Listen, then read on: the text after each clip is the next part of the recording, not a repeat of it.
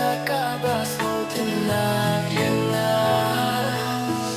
Nganyay pizza yaki dur jong pi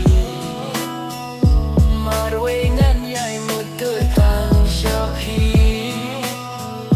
Namar ngamla syubad gled ya pi Ngayay kin mau bene baksi Biugia lakhana syapang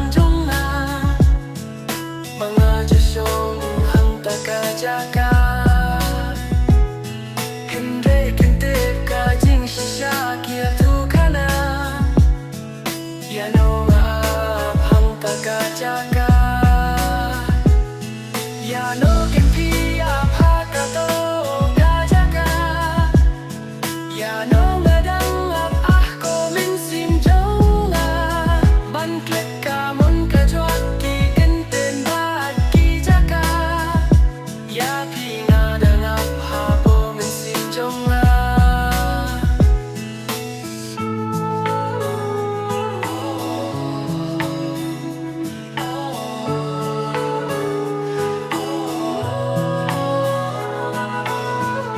Inea foni kelidon syae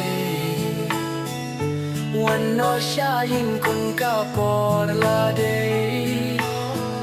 Adon iwe Gagip na ikisin ya inga Dugi baong ko kun wag chong marwe Kijing siêu men tala ng jele Ngampit palay kung neka jaya nga Mas noten at sa hakane ka jaka Ngalaak laslem ngamdo jing kermen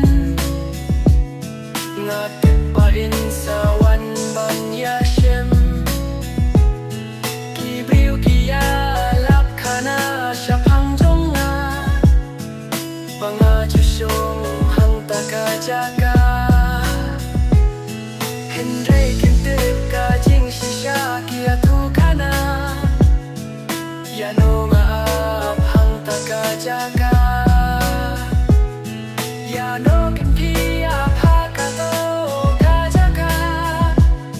Yano ngadang ap ah ko min sim jonga Ban klik ka mun ka juat di kenten baat ki jaga Ya pinga dang ap hapo min sim jonga